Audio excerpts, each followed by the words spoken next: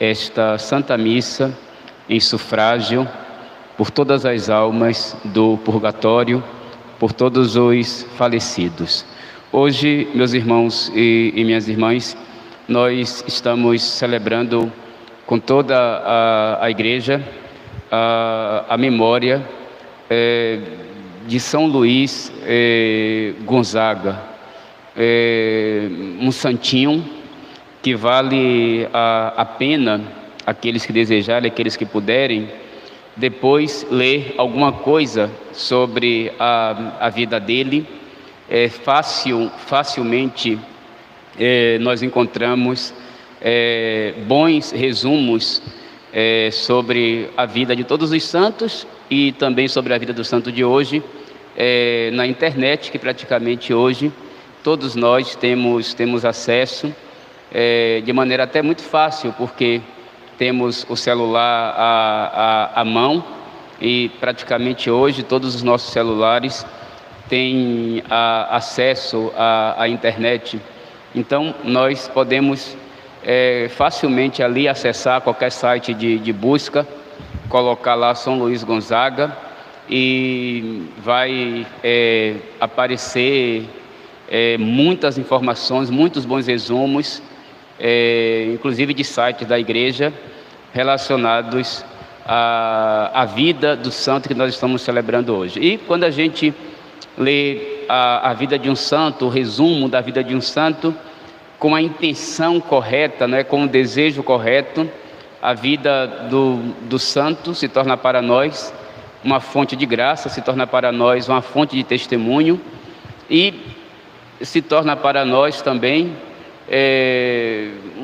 um motivo ainda a mais para que nós possamos, como os santos viveram, nós possamos também viver a fidelidade a Nosso Senhor, a fidelidade ao seu Evangelho, a fidelidade à Igreja. Pois bem, eu quero começar esta pregação de hoje contando de maneira muito rápida um pouquinho da história de São Luís Gonzaga, que é padroeiro dos adolescentes, é padroeiro das crianças, é padroeiro dos jovens, é padroeiro dos seminaristas, é modelo para todos os cristãos, modelo de pureza, modelo de inocência, modelo de caridade, modelo de oração, modelo de penitência, não é? E esse santinho só viveu 23 anos de idade. Morreu aos 23 anos de idade, mas é um grande modelo para a Igreja de perfeição e de santidade. Pois bem, meus irmãos e minhas irmãs, São Luís Gonzaga nasceu no ano de 1568, numa cidadezinha da região que existe até hoje, da Sicília, na Itália, uma cidadezinha chamada Castiglione. Os seus pais eram da nobreza italiana. O seu pai, Fernando Gonzaga, era marquês italiano, era também príncipe da corte imperial, e a sua mãe era uma das damas da rainha, uma das mulheres que acompanhavam a rainha, além também de ser, como era esposa do marquês, era também uma marquesa e tinha também o título de princesa. E o menino, Luís Gonzaga, era o primogênito dos filhos do marquês Fernando Gonzaga e de sua mãe, Dona Marta Tana. E desde cedo o menino Luís teve uma educação cristã muito sólida, dada evidentemente por sua mãe, porque o pai envolvido com a questão da corte, o pai envolvido com a questão do rei. Então a educação dos filhos era dada, evidentemente, à mãe e também aos servos, aos criados, aos empregados. Então, desde cedo, o menino Luiz teve uma sólida formação cristã e, nos primeiros anos de vida, com 5, 6 anos de idade, o que é impressionante, naquela criança, não é? Naquela alma profundamente inocente, pura, aquela educação cristã, católica, dada pela mãe, foi dando frutos na vida do menino Luiz e, desde muito cedo, criancinha ainda, 5, 6 anos de idade, todos já viam naquele menino sinais de uma grande pureza, de uma grande inocência, de uma grande caridade para com nosso Senhor e para as coisas de nosso Senhor, não é? Já com 5 anos de idade, aquela criança dava testemunho de todas as graças, de todas as virtudes cristãs na alma dele. E com 12 anos de idade, 12, 13 anos de idade, o menino sentiu vontade já de ser religioso, não é? De ser sacerdote, de ser padre. Nem chegou a ser padre, morreu antes. Sentiu vontade de ser religioso, vontade de ser padre, mas ele era da corte e o seu pai, naturalmente, esperava que ele se tornasse um príncipe famoso na corte do rei, no império, que o menino que era primogênito levasse adiante a tradição nobre, a tradição real da família. Mas o menino não se sentia de maneira nenhuma atraído para aquelas coisas. Evidentemente que ele não negava suas raízes de nobreza, ele não negava o fato de sua família ser imperial, de ser real, mas desde cedo ele queria ser sacerdote, ele queria ser padre. Ele recebeu a primeira comunhão com 12 anos de idade, das mãos de um bispo, depois se tornou santo, que era arcebispo de Milão, São Carlos Borromeu. São Carlos Borromeu estava indo fazer uma visita papal, a mando do Papa, não é? A Castiglione. E o menino ainda não tinha feito a primeira comunhão, o menino Luiz. E evidentemente que o cardeal Carlos Borromeu se encontrou com a família dele, não é? Todos falaram do menino e o cardeal pediu para conversar com o menino. Diz a biografia que eles conversaram 2 horas e depois de 2 horas o cardeal foi celebrar evidentemente a missa e deu a comunhão ao menino Luiz, porque ficou impressionado com a santidade do menino, com a pureza dele, mas também ficou impressionado com o conhecimento que o menino tinha com 12 anos de idade da fé católica, da doutrina católica, da vida dos santos, da vida de Nossa Senhora, dos sacramentos. O cardeal ficou impressionado, deu a Santa Comunhão a ele e ele continuou a sua vida cristã. Quando o pai soube desse desejo dele de ser sacerdote, o pai tomou toda a família e mudou para a Espanha. Ele era nobre, ele era da família imperial, mudou para a Espanha e foi morar no castelo do rei da Espanha, que era o rei Filipe II. E lá fez com que o seu filho se tornasse o pajem, um dos pajens do rei, com o intuito de que o menino Luiz se encantasse, convivendo ali bem pertinho do rei, que o menino se encantasse pelas coisas da realeza, pelas coisas da nobreza, e fosse tirado do seu coração, ele tirasse do coração dele o desejo de ser religioso, o desejo de ser sacerdote.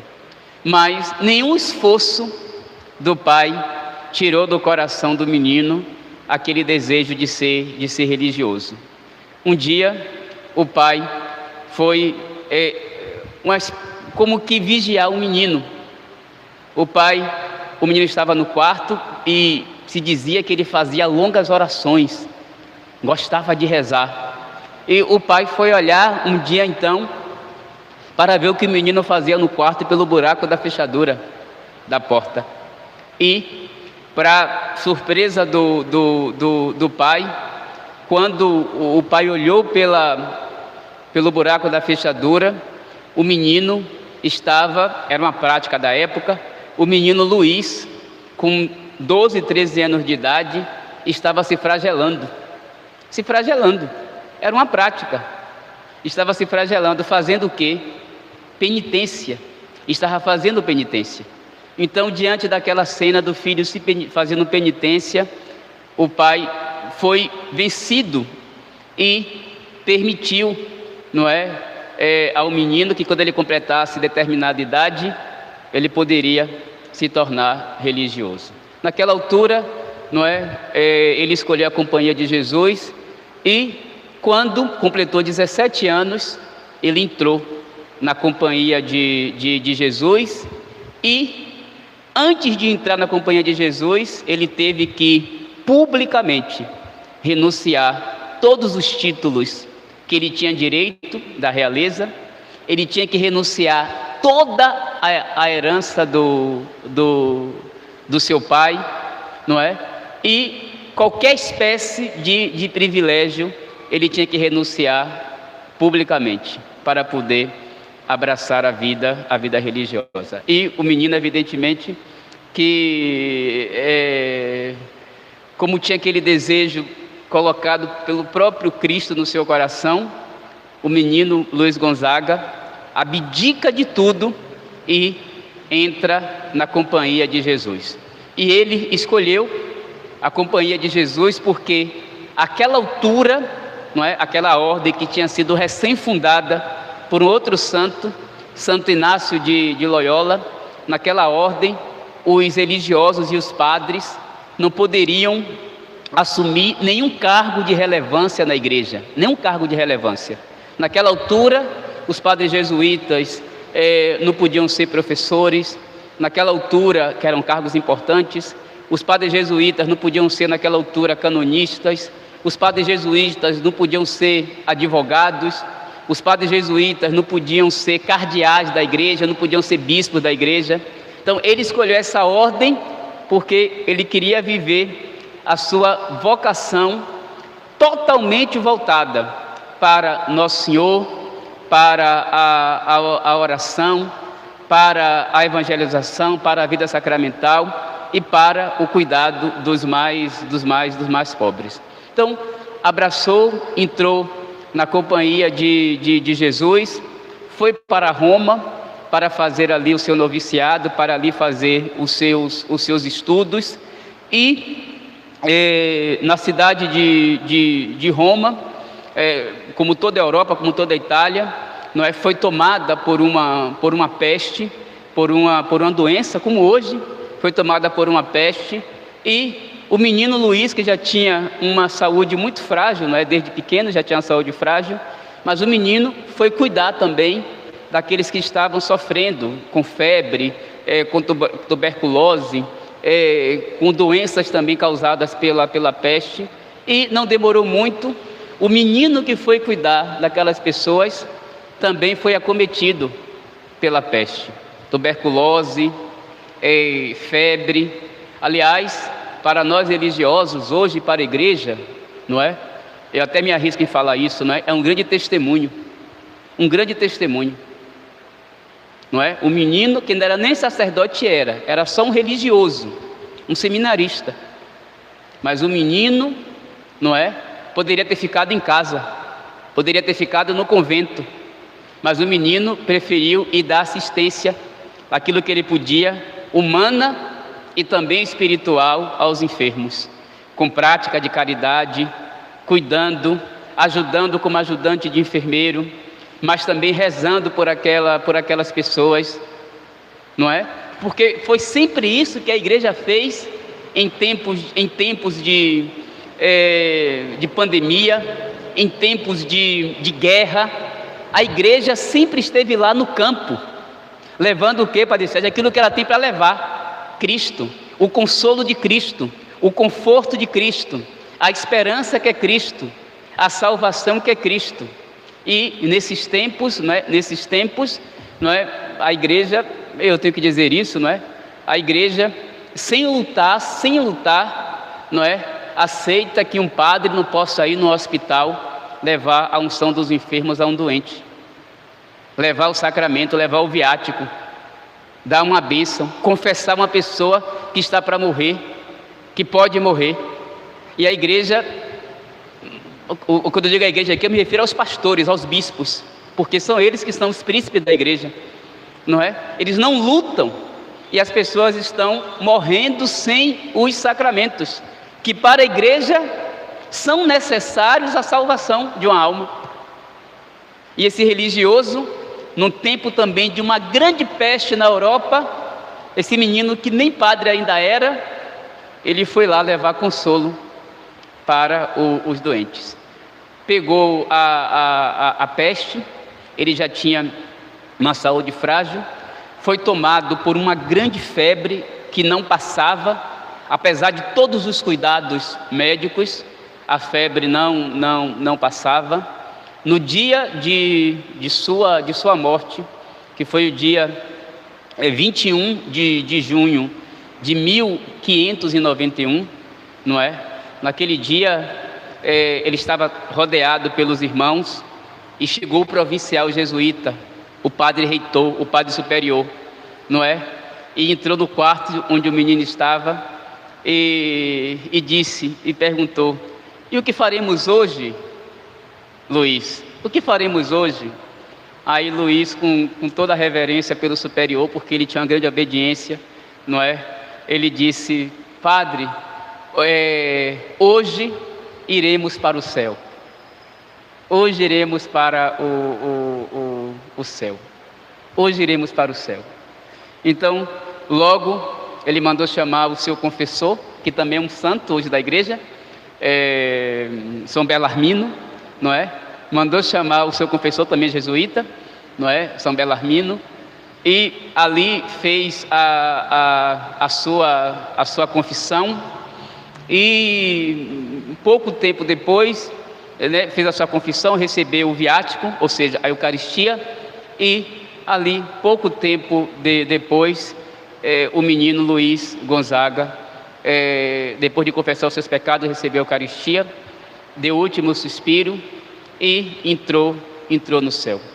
Foi canonizado, foi beatificado 14 anos depois, no ano de 1605, e no ano de 1726, o santinho de hoje foi canonizado. E para a igreja, é um modelo de inocência, um modelo de pureza, um modelo de oração, um modelo de penitência, um modelo de jejum e um modelo de caridade. O santinho de hoje. Repare que a oração da missa de hoje, que é a oração da memória dele, a gente rezou assim com toda a igreja: ó Deus, fonte dos dons celestes, reunistes no jovem Luiz Gonzaga a prática da penitência e a admirável pureza de vida. Concedei-nos, por seus méritos e preces, imitá-lo na penitência, senão o seguimos na inocência. Veja como a oração da igreja, ela é perfeita. Por quê, Padre Sérgio? Porque a gente pede a intercessão dos santos a Deus para que a gente imite a vida do santo.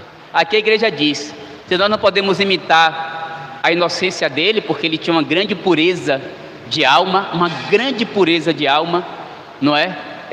nada de impuro saía daqueles lábios desse menino Luiz, Se não podemos imitá-lo nessa inocência, que foi um dom especial de Deus, dizem os estudiosos, que nós o imitemos na penitência, ou seja, na prática da oração, na prática da caridade, na vivência do Evangelho, não é? Que nós imitemos a sua vida no amor a Nosso Senhor, no amor à Igreja, no amor aos santos, no amor a Nossa Senhora, no amor aos sacramentos. Isso nós podemos e devemos aprender com todo e qualquer santo, meus irmãos e minhas irmãs, a imitar a sua vida, porque da Igreja nenhum homem nasceu santo, nenhuma mulher nasceu santa, a não ser Nosso Senhor, porque é Deus, e a Virgem Maria, que em vista de ser mãe de Nosso Senhor, ela foi preservada da mancha do pecado. Na Igreja não se nasce santo, mas se torna santo. Todos nascemos com pecado original, mas nos tornamos santos à medida que vamos permitindo que o santo, que é Deus, e tudo que diz respeito a Deus, vá tomando a nossa vida, vá tomando a nossa existência. Então, meus irmãos e minhas irmãs, vamos pedir a Nosso Senhor que nos conceda graças e mais graças, para que nós, como bons católicos, tenhamos os santos como exemplo de vida, não é? Hoje ainda tem jovens na Igreja, não é? Mas ele não é modelo só para os jovens, é modelo para todos os cristãos católicos, mas ainda tem jovens na Igreja, não é? E eu fico abismado, não é? Abismado, não é? Certa feita, tem alguns anos, eu era padre em Salamares ainda, não me lembro exatamente que ano, não vou dizer o nome da cantora, não porque não precisa dizer, mas uma cantora americana famosíssima, veio fazer aqui um show no Brasil, famosíssima, e eu fiquei impressionado vendo as reportagens, que naquela ocasião, não é? Ela tem exerce uma grande atração nos jovens, né? Mas não só nos jovens, não é? Nas pessoas de modo geral. E as semanas antes de começar a vender os bilhetes, já tinha milhares e milhares de jovens acampados no lugar onde seriam vendidos os ingressos, os bilhetes para o show. Impressionado. Outro dia eu estava no shopping, passou um cantor famoso aqui da Bahia, irmão, alvoroço, todo mundo em cima. Não estou dizendo que isso está errado, não estou dizendo, mas vejam, se uma pessoa dessa, não é, com todo respeito, humana, pecadora, que às vezes até na mídia dá até mau testemunho, não é? Que é a favor até mesmo de coisas que estão matando os jovens, como por exemplo, muitos artistas desses são a favor das drogas. E a gente sabe, a gente que está aqui no dia a dia, no bairro popular como esse, nós sabemos o que a droga faz com as pessoas no bairro como esse. Mas tem artistas aí que defendem. E ao mesmo tempo esses artistas são colocados como modelos. E os jovens vão atrás deles, eu diria até sem nenhuma responsabilidade. E de certo sentido, idolatram, cultuam. Mas nós na Igreja, com todo respeito a isso, aquele artista, eu até conheço um ou outro aí, mas com todo respeito, nenhum artista, nenhuma personalidade que seja, chega perto de um santo da Igreja, chega perto desse menino de hoje, Luiz Gonzaga. E no entanto, nós preferimos tomar esses como exemplos, como modelos, do que tomar um santinho católico, do que tomar uma santinha católica. Como nós precisamos nos converter, meus irmãos. Como nós precisamos nos converter. Não é? Nos converter. E olhar para aqueles que realmente despertam em nós essa perfeição. Despertam em nós a santidade. Despertam em nós o amor a Nosso Senhor, o amor à Igreja, o amor às coisas santas. e tudo que diz respeito a Nosso Senhor e à igreja. Por quê? Por quê, Padre Sérgio? Porque vivendo assim, para nós, meus irmãos, é a verdadeira vida. Vivendo assim para nós é a verdadeira alegria. Viver assim para nós é a verdadeira fortaleza. Então vamos pedir a Nosso Senhor a graça de olhar para os santos e imitar a vida deles, hoje especialmente São Luís Gonzaga. Eu quero terminar essa homilia dizendo só duas palavrinhas sobre o Evangelho de hoje. Hoje nós estamos iniciando o último capítulo, a lei com toda a igreja, o último capítulo do Sermão da Montanha, que nós estamos lendo nesses dias na missa semanal, de maneira sequenciada, de maneira seguida, os capítulos 5º, 6º e 7º de São Mateus. Já lemos o capítulo 5º, capítulo 6º, e começamos a ler hoje o capítulo 7º, que é o Sermão da Montanha. Esses 3 capítulos são chamados na Bíblia o Sermão da Montanha, porque quando Nosso Senhor começa a fazer essa pregação, ele sobe no monte, e no monte começa. E quando termina o capítulo 7º, diz o texto bíblico, a gente vai ler esses dias, que ele desce do monte. Não é? Então, por isso, esses trechos, esses capítulos são chamados Sermão da Montanha. E, como eu tenho dito aqui nas pregações, Nosso Senhor sobe a montanha com seus discípulos, faz esse grande sermão, essa grande homilia, essa grande pregação, para ensinar aos discípulos as coisas de Deus, para ensinar aos discípulos a viver a vida dentro da vontade de Deus, para ensinar aos discípulos que, se os discípulos creem nele, os discípulos devem viver não a partir deles, mas os discípulos devem viver a partir da fé posta nele, a partir do próprio Deus. Então Nosso Senhor sobe ao monte com eles para isso. Vejam, para nós hoje, uma imagem do monte é a igreja. E toda vez que a gente vem à igreja, meus irmãos e minhas irmãs, para isso, para entrar mais e mais dentro de Deus, na vontade de Deus, nas coisas de Deus. É para isso que a gente vem à igreja. E eu tenho ensinado aqui a vocês que nós temos que pedir a Nosso Senhor que purifique o modo, a maneira como nós nos aproximamos da igreja, porque hoje, sob muitos aspectos, não é mais Deus e sua vontade que está no centro, mas o que está no centro é o próprio homem. O que está no centro é a própria comunidade que se reúne. Não é? Tanto é que uma das expressões que mais crescem hoje nas pessoas é justamente esta: eu vou à igreja para me sentir bem, eu vou à igreja para ter paz. E eu não vou à igreja primeiramente para isso. Eu não vou à igreja para ter paz, não é? Aliás, Nosso Senhor diz no Evangelho, está no Evangelho, Nosso Senhor diz assim: eu não vim trazer paz sobre a terra, eu vim trazer a espada, eu vim trazer o fogo. E como eu gostaria que já estivesse o quê? Aceso. É uma falsa ideia e uma ideia sentimentalista e uma ideia subjetivista dizer que vem à igreja para se sentir bem. Veja, se sentir bem é uma consequência, mas eu venho à igreja antes de tudo para encontrar a Deus. É para encontrar a Deus.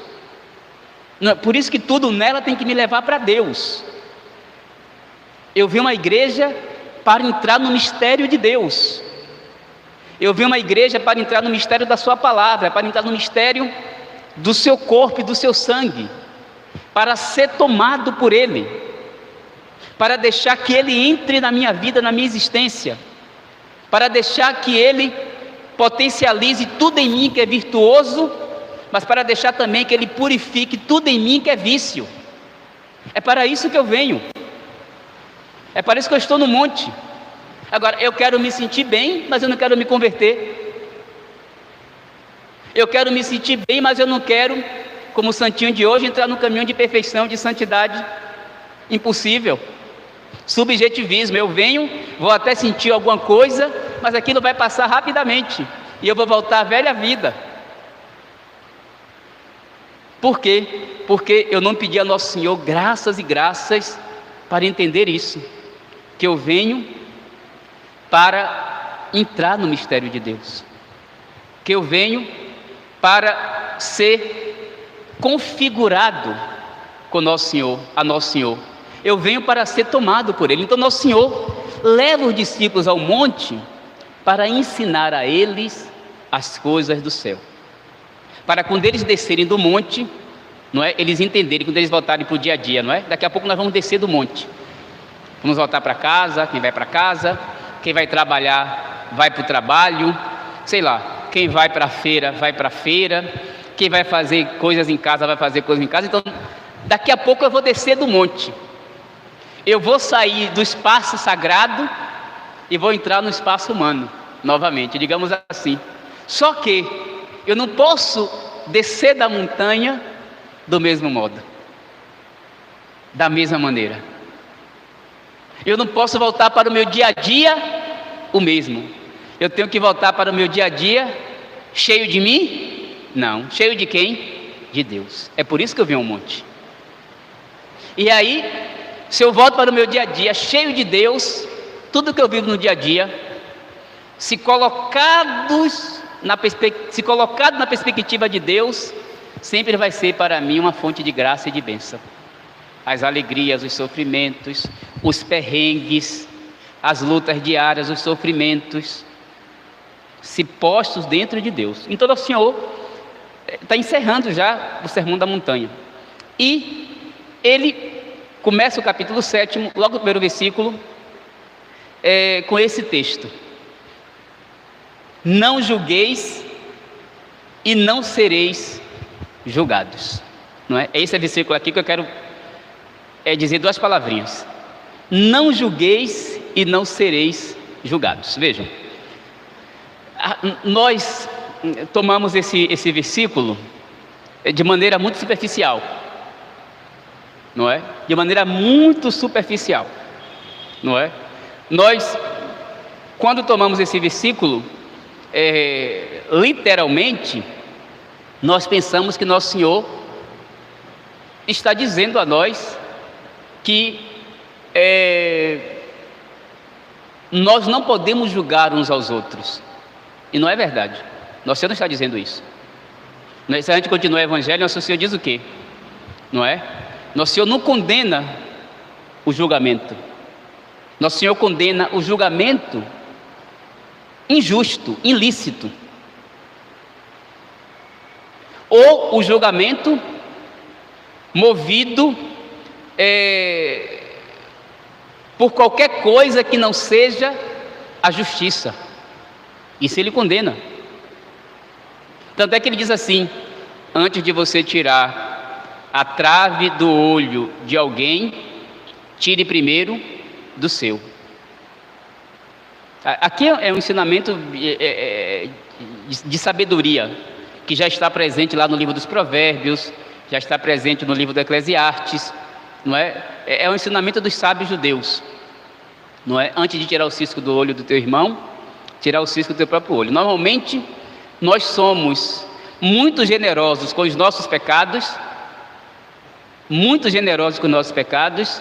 mas nós somos profundamente rigorosos e duros com o pecado dos outros. Mas Nosso Senhor está dizendo assim, não é? Que não está errado em eu ser rigoroso com o pecado dos outros. Eu não posso aceitar o pecado. A pessoa sempre, o pecado não. Mas eu também tenho que ser rigoroso com os meus próprios pecados. Então, Nosso Senhor diz assim: não julgueis e não sereis julgados. Padre Sérgio, a igreja ensina, por exemplo, que nós devemos corrigir os que erram. É uma obra de misericórdia espiritual. Como é que eu vou corrigir alguém que erra sem dizer que ele está errado, sem julgá-lo? Porque corrigir alguém é uma forma de julgamento. Diz assim: meu filho, olha, você errou aqui, venha cá, você está errado aqui. É uma forma de julgamento, mas um julgamento o quê? Justo. Então repare, repare, vou fazer uma citação de Santo Tomás de Aquino e vou terminar a homilia. Então, quando é que nós, Padre Sérgio, não devemos julgar? Quando é que não devemos? Porque Nosso Senhor diz assim: não julgueis. Não julgueis. Então, quando é que nós não devemos julgar? Então, Santo Tomás, nesse livro que eu sempre cito aqui, Soma Teológica, nós chamamos assim, na segunda, né? É o livro 2, é o livro 2 da segunda parte. Se eu não me engano, é a questão 60.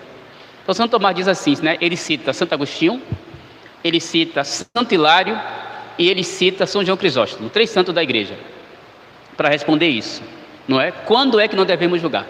Então ele diz assim, citando Santo Agostinho, ele diz assim: não devemos julgar com juízo temerário. Padre Sérgio, o que é um juízo temerário? Não é? É um pecado, não é?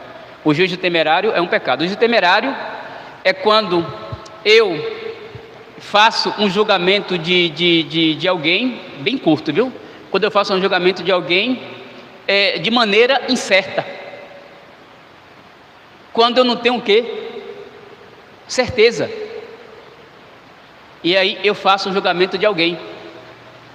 Em algum momento da vida nós já fizemos isso ou já sofremos isso. Em algum momento da vida nós eu mesmo já sofri isso. Já sofri isso, não é? Já sofri de maneira muito séria, inclusive. De maneira muito séria, não é? A ponto até de ser chamado pelo bispo, não é? Mas eu coloquei ele no lugar. Não está mais aqui não, Dom Gilson, muito meu amigo, gosto, não é? Gosto. Mas o juízo temerário é você falar algo sem uma certeza. Sem uma certeza. Então, quando for um juízo temerário, então eu não devo julgar, evidentemente, não é? Depois, Padre Sérgio, quando é que eu não devo julgar? Veja, primeiro, quando Santo Tomás responde: se for um juízo temerário, eu não devo julgar.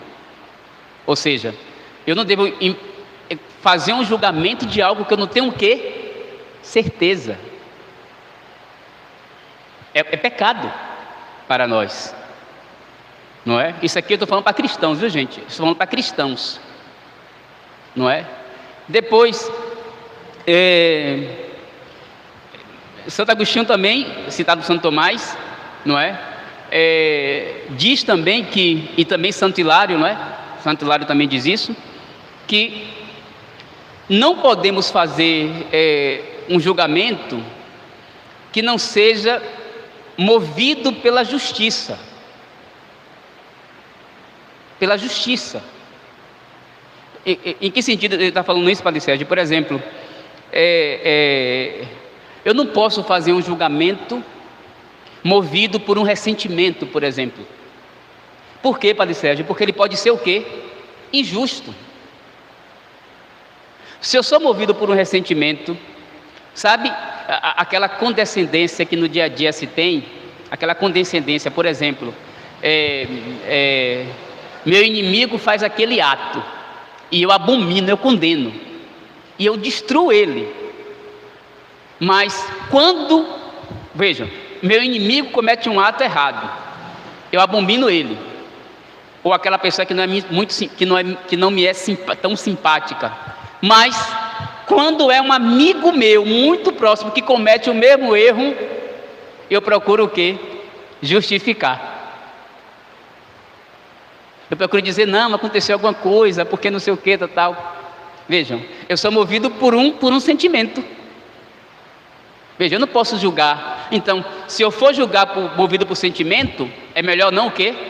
Não julgar, não julgueis, não é? E no mesmo caminho diz São João Crisóstomo, não é? Quando é que eu não devo julgar? Se eu for tomado por uma raiva, se eu for tomado por uma mágoa, se eu for tomado, repito, por um ressentimento, eu não devo julgar nessas condições, porque meu julgamento será injusto. Então, eu não devo fazer juízo temerário, eu não devo ir contra a justiça, não é? Contra a virtude, e eu não devo também julgar se for baseado em ressentimento, em amargura, em ódio, porque essas três formas de juízo, se eu julgar, não é, com juízo temerário, se eu julgar faltando a justiça e se eu julgar com ressentimento, eu estou cometendo um pecado. É nesse sentido, segundo Santo Tomás, que nosso Senhor diz assim: não julgueis, não julgueis.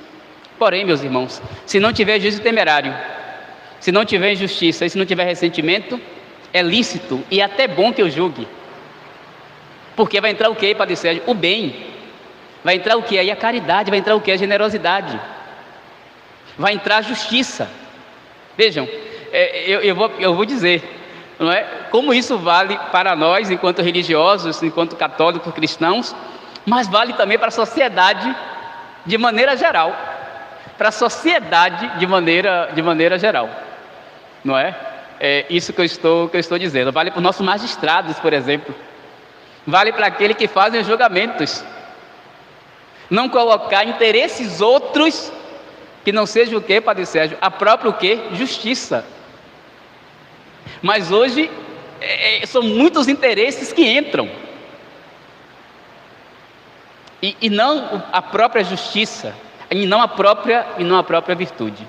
Então, vamos pedir a Deus também, meus irmãos e minhas irmãs, que nos dê discernimento.